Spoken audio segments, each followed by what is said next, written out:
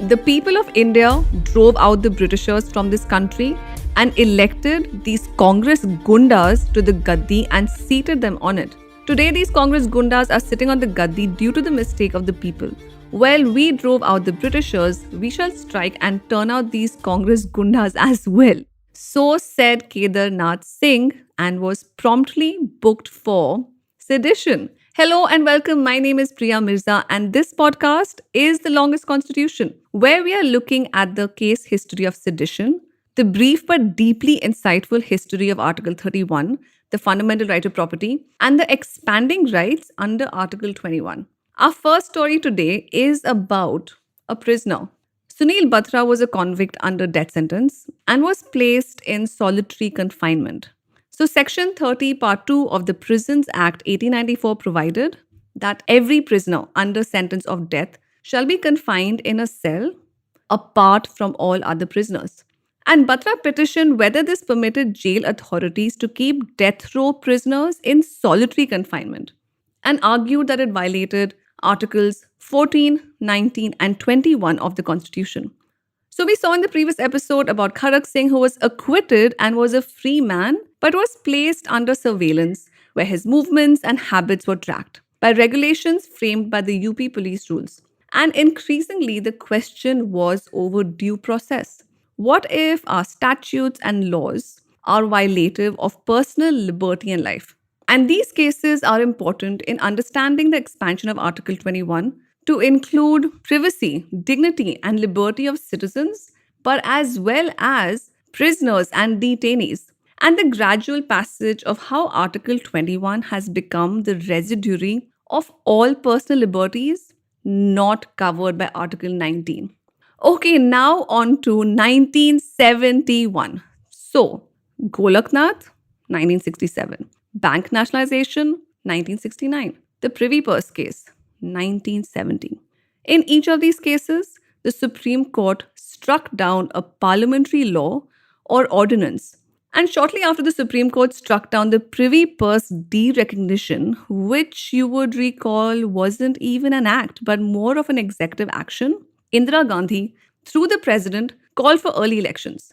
Though Parliament was scheduled to continue till 1972, and these elections, India's fifth parliamentary elections, set into motion what would shape not only the decade, but the nation and the constitution. The 1970s are a deeply insightful and a constitutionally treacherous time, but as well as a constitutionally resilient time about what the constitution was pushed to. So, the passage of MISA, the Maintenance of Internal Security Act 1971, the Keshavnand Bharati case 1973, the judgment which held the Prime Minister of India, Indira Gandhi, guilty of electoral malpractices 1975, the Proclamation of Emergency 1975, the excesses of emergency with Sanjay Gandhi at the helm of dark and sinister acts, the revocation of the emergency 1977, and the emergence of the Janata Party and appointment of the Shah Commission to examine the atrocities and abuse of power during the emergency. And the terrain over which this was contested was the constitution itself. So in the 1971 elections, election manifestos of political parties called for, hear this out, amending the constitution. So, changing the constitution, all right, now that is a standard feature of constitutions that they do provide mechanisms for their amendment. And constitutions are tailor made, quite literally, like the French concept of haute couture. And that's like visiting the neighborhood darzi to make sure that kurta fits you just right. Well, the constitution too has to be tailored, snipped and tucked, patched and embroidered to reflect the times. So, what does our constitution say about how it can be changed? So, a few select matters require the approval of at least half of the state legislatures, and others can be changed with a simple parliamentary majority.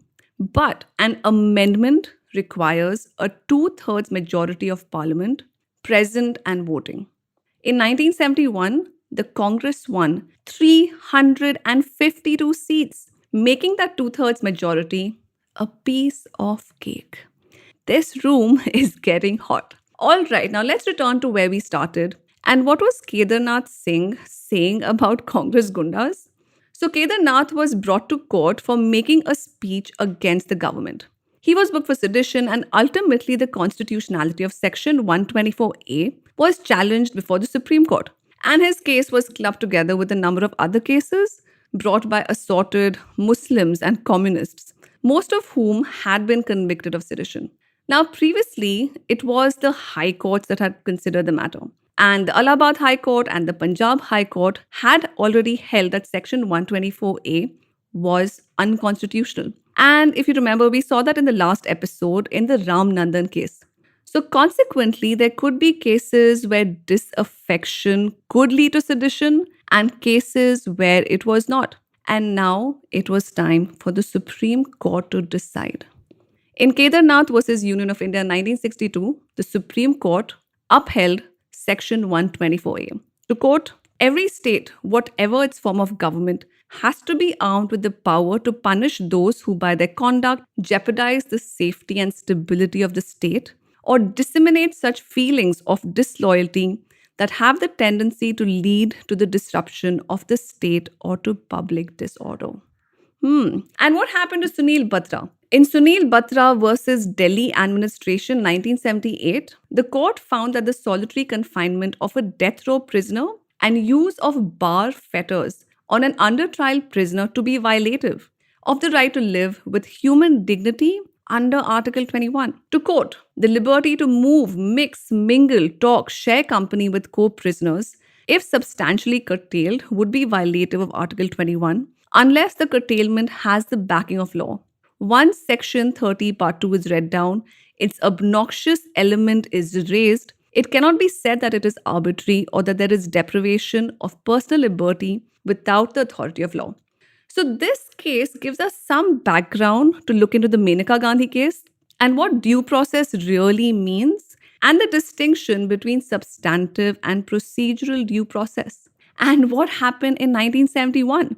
After winning the elections and demonstrating her enduring popularity in the Lok Sabha elections, Indira Gandhi got to work. H.R. Gokhale was appointed as the law minister with the clear task to speedily amend the constitution.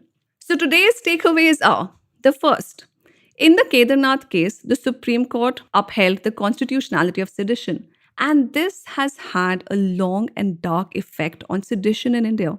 Going by the data provided by Article 14, 13,000 Indians have been charged with sedition since 2010 for supporting Pakistan in a cricket match, for writing about the farmers' protests, or traveling to Hathras to report a heinous crime.